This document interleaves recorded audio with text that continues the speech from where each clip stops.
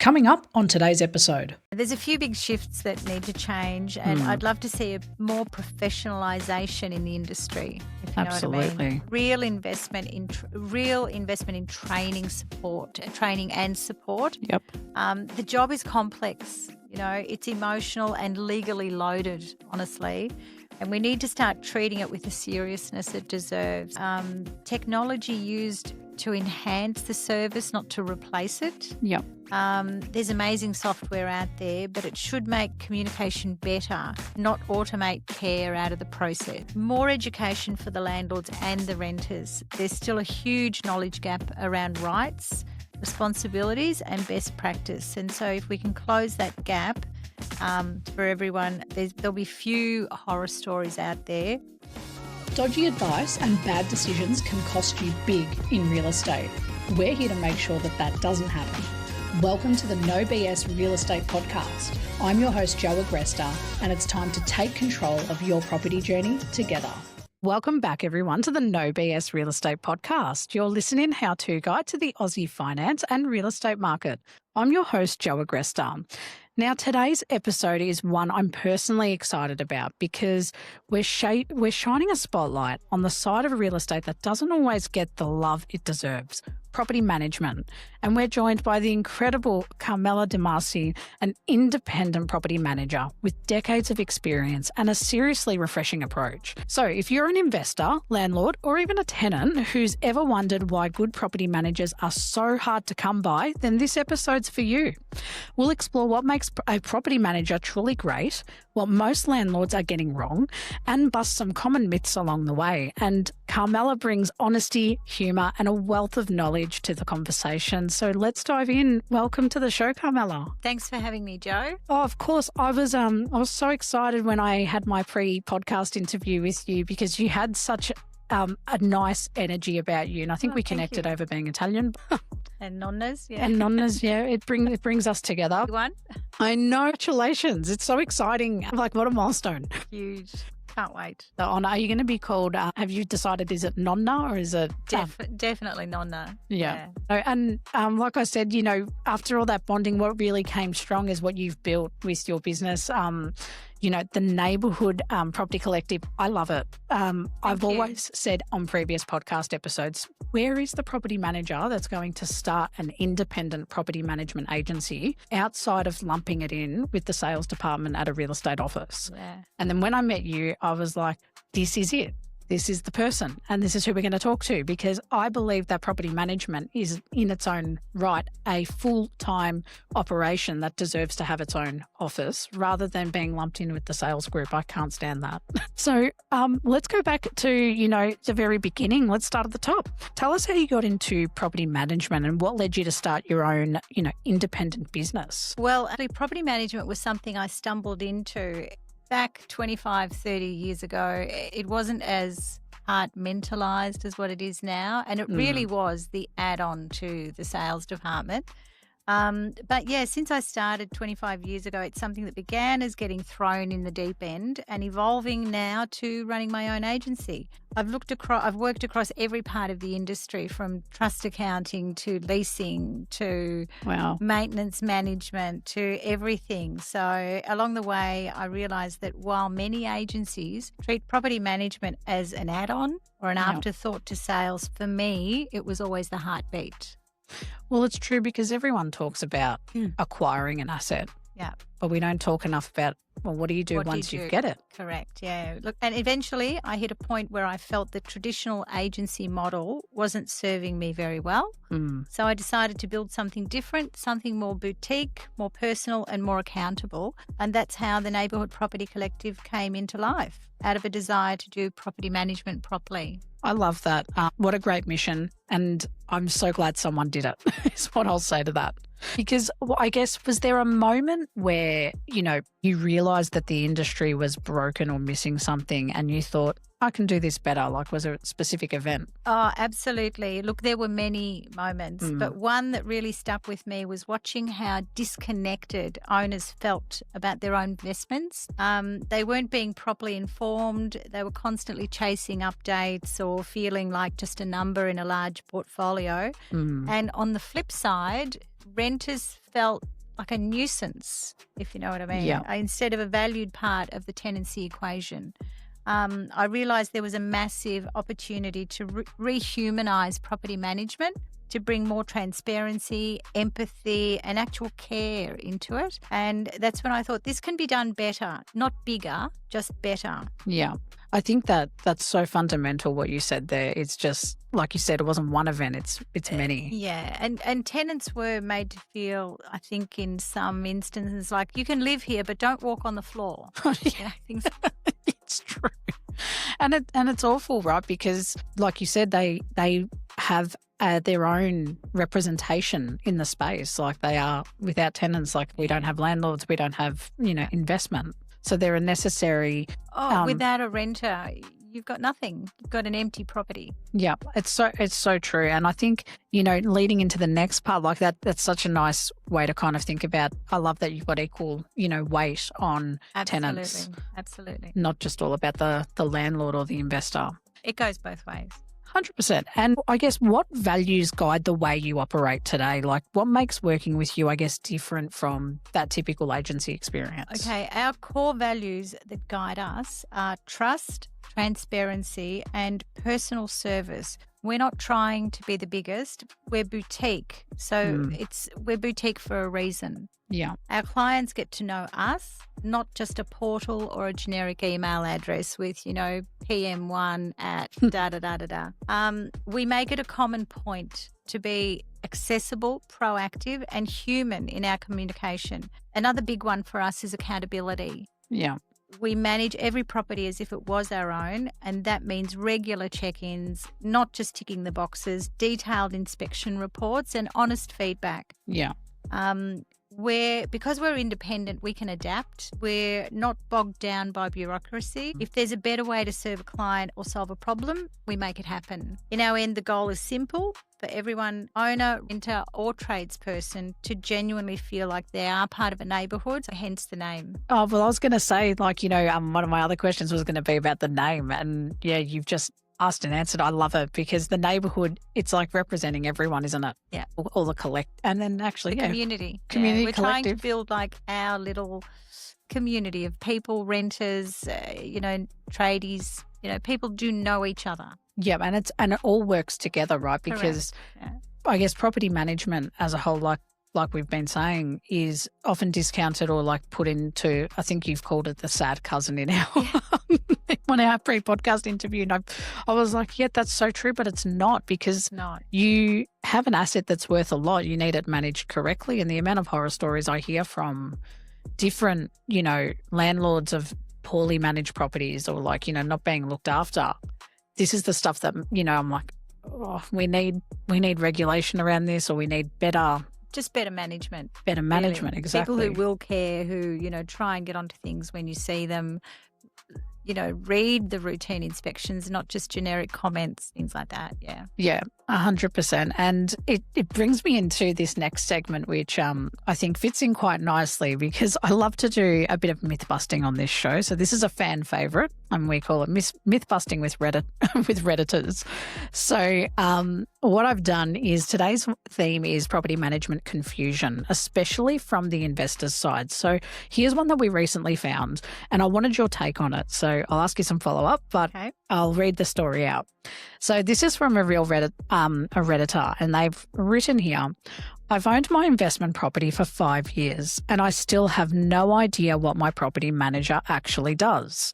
I get some cookie cutter report every month and barely a call unless something breaks. Is this just normal? And this comes from the Landlord Learner thread. So this one blew up in the comments in Reddit. I would love your take on it. Like, is this standard, and what should investors, actually expect from their property manager? Yeah, first of all, I'm not surprised that this one blew up. It's something I hear all the time from owners who feel completely in the dark about what's happening with their investment property. And sadly, in a lot of traditional agencies, this level of minimal contact it's become normal. but it shouldn't be. A property manager's role isn't just to send a monthly statement or react when something breaks. They're meant to be your eyes and ears and a trusted advisor who is actively protecting your asset, maintaining tenant relationships, and helping your property grow in value. At the Neighbourhood Property Collective, we take a different approach. We believe investors should expect proactive communication, not just calls when things go wrong, but regular updates about market trends, rental strategies, and opportunities to improve their return. Genuine relationship management. It's really with both, with the owner and with the renter. It's so important. A good renter is one of the biggest assets, and managing relationship that really matters. Tailored reporting. We're not just cookie cutter checklists with, the comments, but we actually look at the property. Nowadays with technology, you can speak into a microphone and it types out your comments. That's so true. It's so easy to actually put your eyes and be genuine about the comments, not just, satisfactory, very good, in good condition. We don't use that sort of language. Terminology. Yeah. It's like it's much more, you're actually using your voice to translate it, which is very powerful. Correct. And the last thing is accountability. If something's not working, we fix it. If we say we're going to follow up, we do. So there's no hiding behind email threads or portals. If we miss something, we'll say it. You've got to be accountable. So no, that kind of bare minimum service isn't how it should be. Investors do deserve better, and when they get it, the whole experience of owning a rental property becomes so much smoother, more profitable, and much less stressful.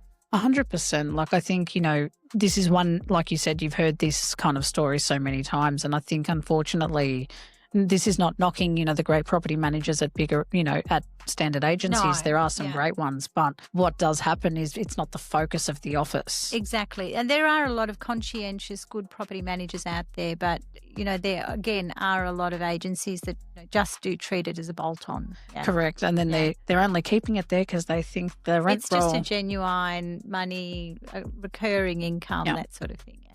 Yeah, and that's what I love about, what you've built with the Neighbourhood Collective is that it's the passion behind it. We really do care. Our office we do our work. Yeah.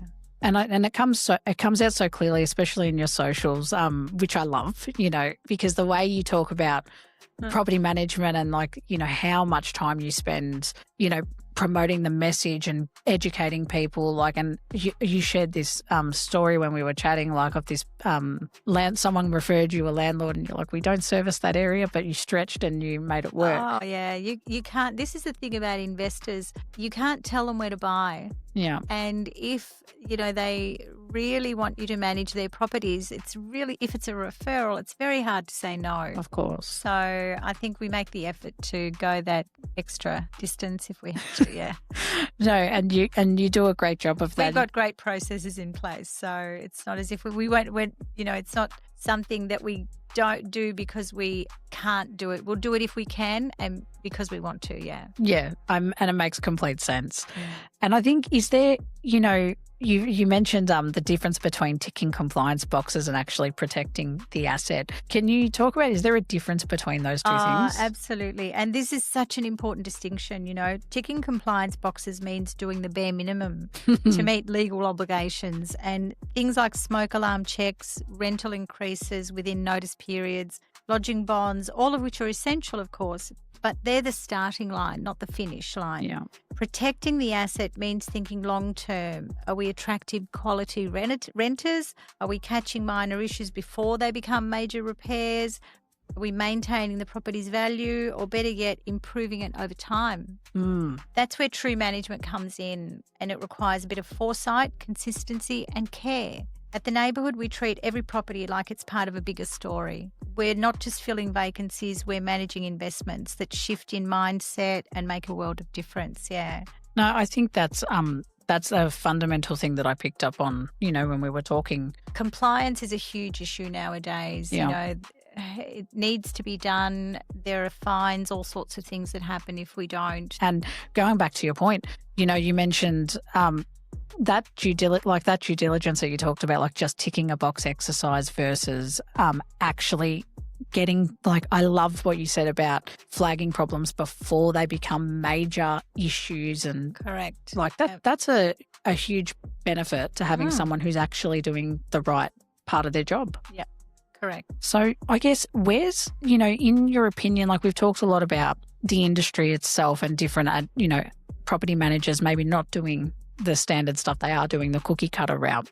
Where's the industry falling short in educating, landlords, and what's good management even look like? Okay, this is a good question. And honestly, the industry has a lot to answer for here. For too long, property management has been like a back office function. Yeah. Reactive, transactional, and undervalued, even by the agencies themselves. And it trickles down to how little landlords are taught, shown, and, about what a great property manager actually does. There's not enough transparency, not enough communication, and not enough emphasis on the advisory side of property management. The part where we help owners make smarter decisions about things like rent reviews, preventative maintenance, depreciation, and even tenant selection. All these things really are a big part of what we do. Most landlords are told what's happening after the fact. Oh, that's so true. But a good manager will walk you through why and what could be done differently next time. It's about empowering the owner and not just administrating the property. And education is part of our role, and that starts with clear, jargon-free conversations, regular check-ins, and actually picking up the phone. Something matters. Oh, isn't that a big difference? Exactly. If it rings, take the call. Yeah. Oh, you'd be so these days. The amount of people that I ring who don't speak first. Yeah. And I'm like, hello. They're like, hello. I'm like, oh my goodness. It's like, it can make all the difference of just having a chat. Especially when you've got someone managing your property. Like a good manager is going to call you, not send you a text. No, it's only like we always, in our office, we call. Yeah. If they don't answer, there's a reason, because they know us, they know who we are. Then we're not ringing them just to chat. We do sometimes, I've got to be honest. But, there's a reason why we're trying to contact you. So if we can't get in, by voice, then we do text. And we email. We do all three. You've got to do all three. But and good on you guys for building those relationships that you can just have a chat if you wanted to. So that speaks volumes, because normally people don't want to talk to a property manager. I don't know how many of them know I'm going to be an onna, Oh. It's out there. It's out there. I think they all know. You've probably got a lot of gifts coming your way. Oh, I don't know. No, well, I think, this is, I love doing a bit of myth busting with that segment. Thank you for helping us with that one today. But I want to shift gears a little bit, the real stuff that investors should know. So let's dig a little bit deeper into what sets great property managers apart from the rest, because clearly there's a gap. So you've talked before about helping clients stay ahead of compliance, and this is exactly what I said we were going to come to. I want you to unpack why that is such a pain point for landlords. Definitely, yeah. The thing about compliance is it's constantly changing. They keep changing the goalposts. And if you're not actively keeping up, it's incredibly easy to fall behind. We're talking about gas and electrical safety checks, the smoke alarm servicing, the minimum rental standards, the pool barriers, mould risk assessments. There's so much now. And now with the energy efficiency legislation on the horizon, it's going to get more complex. So there's more to come. For landlords, it's overwhelming. It really can be overwhelming. And let's be honest, the fines and VCAT risks, the exposure to insurance issues, they're real. They really are real. But more than that, non-compliance puts people at risk, and that's not something to take lightly, honestly, especially if there's, carbon monoxide, and there's been cases where children have died. It's just that would be awful if it happened in a property. So look, some of it is just great. It has to be done. At the neighbourhood, we don't wait for a deadline to roll around. We have proactive compliance calendars. We flag things in advance, way in advance, and we explain what's mandatory versus what's best practice. In simple terms, the goal isn't just to tick the boxes at the last minute. You've got to future-proof the property and avoid the unnecessary stress and liability. Yeah, we really do. Our routine inspection reports are really detailed. We itemise on those when the last one was done, when it's due again, and we flag any maintenance or any Wow. goes. We keep reminding the owners, this was reported by the inspector.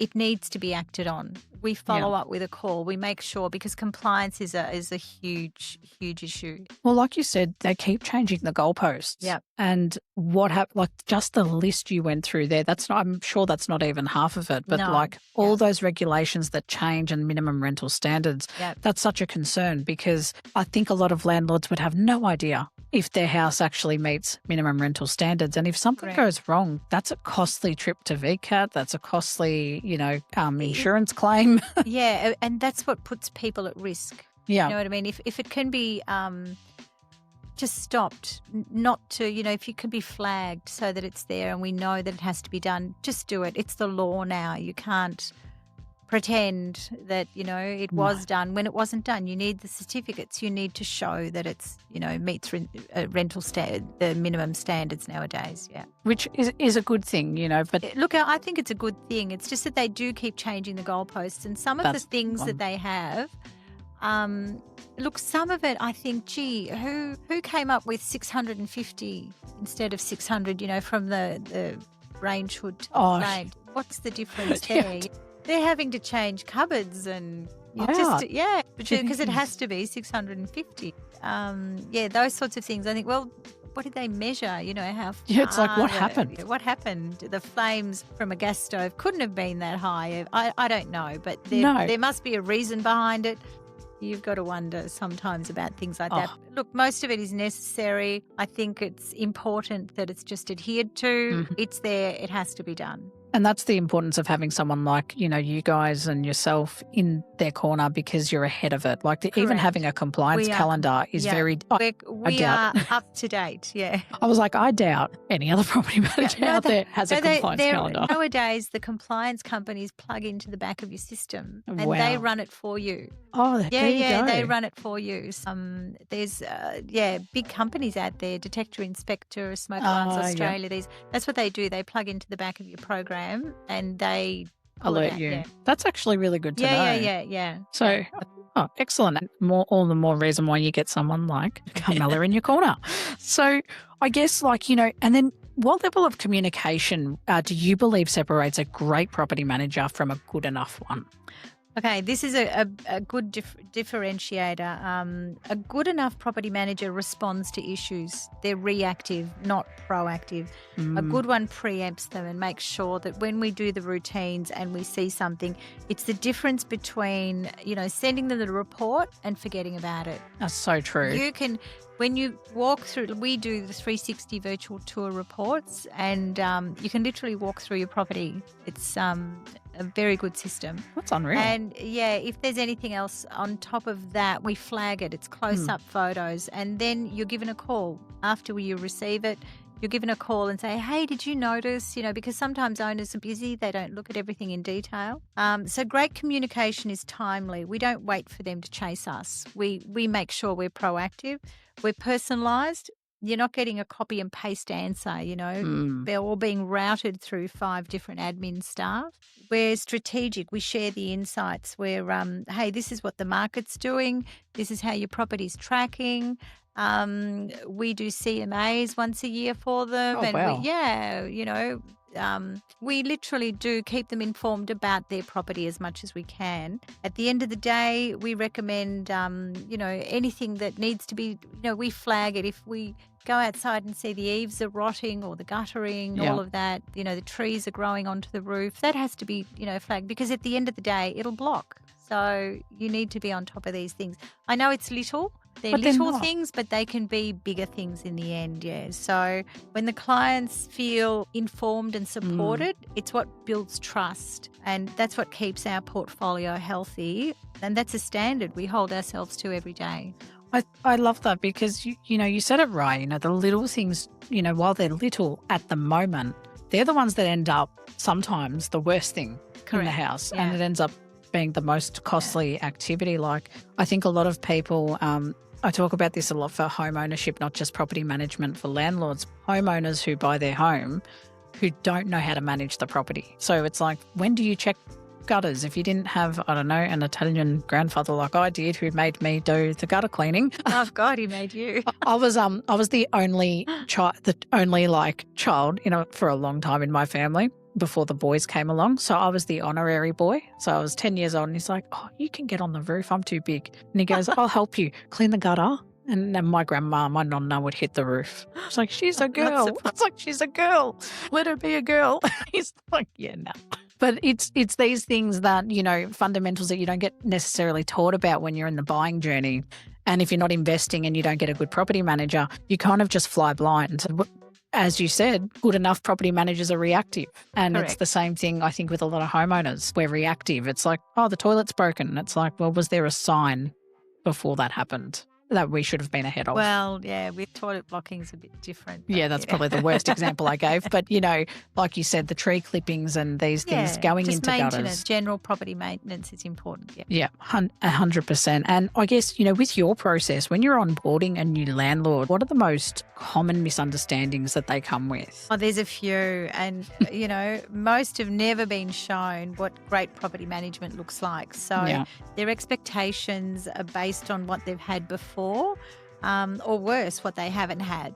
Yeah. The big one is that the idea of management just about collecting the rent and handling repairs. And in reality, we're managing a high valued asset. So it means looking at the full picture, lease strategy, renter relationships and compliance timelines, maintenance planning, insurance coverage, rent reviews, risk minimisation. It's a long list, Another common misunderstanding is around communication and decision making.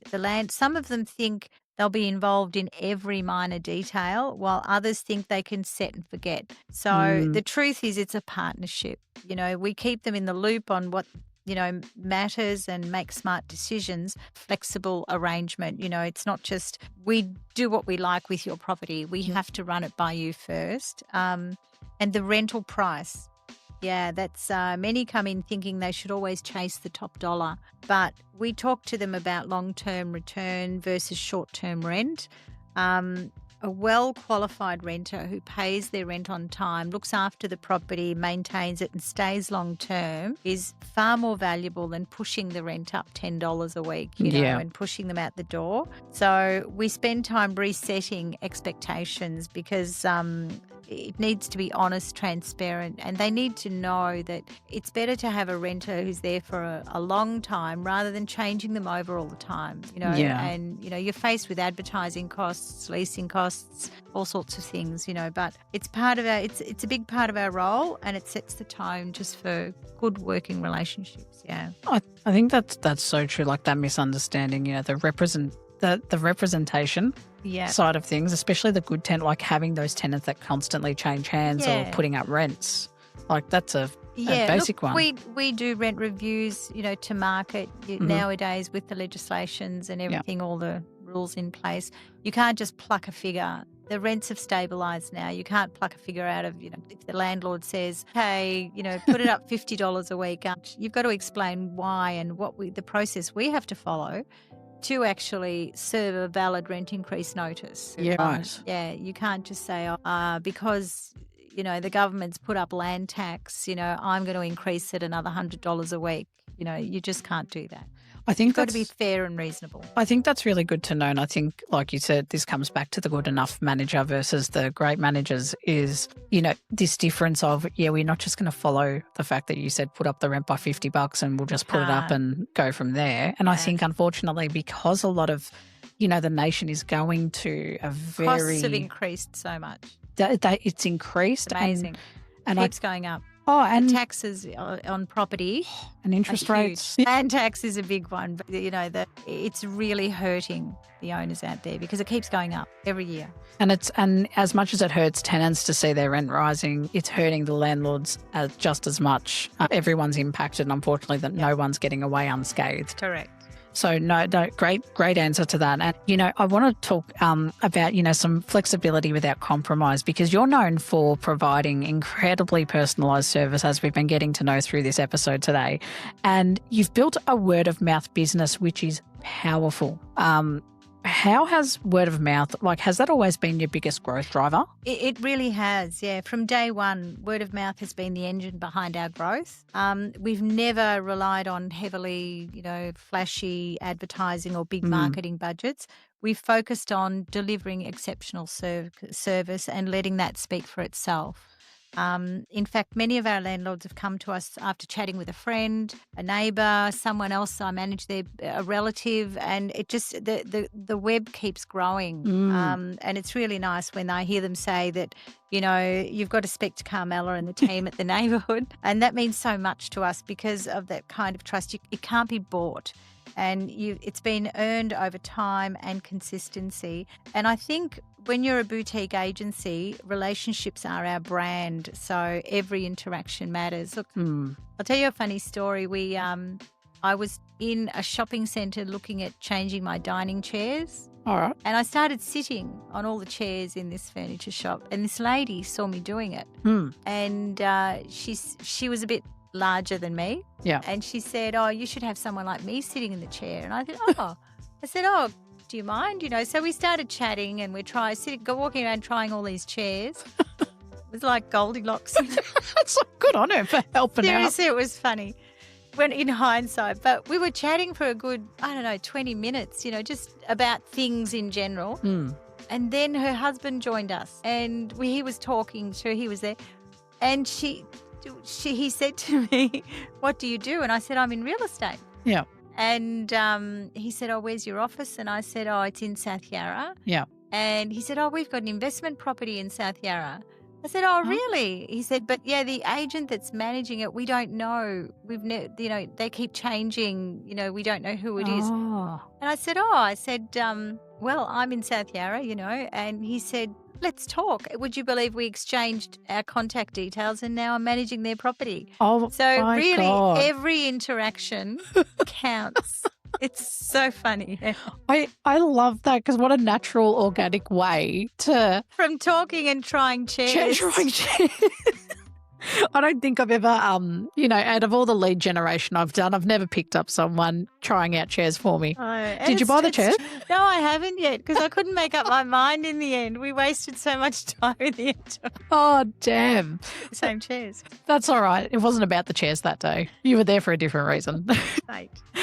Oh, thank you for sharing that. I love that. And this is part of that word of mouth, right? It's like, when you start talking and interacting, I've said just this. being genuine. Yeah, you have to. And I always say, real estate, everyone thinks it's about property, it's about housing, it's about suburbs, it's about people. It's about relationship building and trust. Yeah. They trusted me enough to send me their details and, I'm managing their property now. Yeah. That's unbelievable. And that's another story. When I took over management of it, the renters had actually changed, not the original people on the lease. They'd come in and out and the agent hadn't controlled who was living in the property. Yeah. So I thought, who is this? This isn't, so it took, it's all fine now. But, just, again, lack of communication. These are big things. I'm sure there's, the tougher side of the market, where, you've got tenants that aren't managed well. And this is where I believe, you haven't shared stories like that with me. And I'm like, well, this must be the repercussions of not checking and managing adequately. Correct. Where you've got tenant retaliation. If that tenant had have decided, the person living there, if they had have decided just to go, they could have. Mm-hmm. We had no details about them on file. So because we actually went to the property and had a look, I thought, oh, hang on a minute, this is the details aren't right here. So but it's all fine now. Yeah, and again, tenants aren't educated either. They didn't know that they couldn't just move in and out or replace. That one moved in, so I'll come in. That one moved out, so I'll come in. They didn't know that couldn't be done. They just did it. Yeah. Yeah, and this is that fundamental part of your service of that educating everyone. It's no, true. We'll pick you up. Yeah, correct. And get you back on track. And, I think you've shared a couple of stories, but I love that one about the chair. That's the best one. Well, let's look at where the industry is heading. I want to zoom out a little bit and talk about, where property management industry is heading, because there are some big shifts happening at the moment. So we've seen some big consolidations lately, like Charles Craig joining up with other agencies. What does that mean for the quality of service that landlords might receive? And that's a really good question too, because the bigger agencies are sort of consolidating 3 agencies in one and calling it, JC North or whatever, or East or South. So the concern is, are they going to get lost in the shuffle? Yeah. That's what most owners, and unfortunately, in many cases, that's exactly what's happening. The big agencies consolidate. There's often a focus on efficiency over intimacy, centralising operations, cutting costs and automating touch points. While there's a place for really smart systems, and let's face it, AI is everywhere, the risk is that landlords become just another file in a property manager's overloaded inbox, and they're speaking to a bot, honestly. Wow. Service becomes reactive, not proactive. Turnover increases, and that trusted relationship, the one where someone knows your property and shares your concerns, it just starts to disappear. That's why boutique agencies like ours are doing really well, and they continue to grow, because we offer something different: personal service, continuity and real relationships. So our clients know us by name, and we know their properties inside out. I think that's amazing, because like you said, when you start consolidating these agencies, everything gets lost in the shuffle. You've got a rent roll of 1,500 properties. Correct. How are you managing that adequately? Correct. There's no way. And what property management is a lot of work. It has to, there's so many different facets to it. There really are. And you're the first point of contact when there's a problem, or before there's a problem. Like, there's so much responsibility on your shoulders. And Correct. If you were to do like an owner like I think we spoke about this last time, but I had a contact that said, I need a referral for a conveyancer because I want to manage my own property. And I said, why?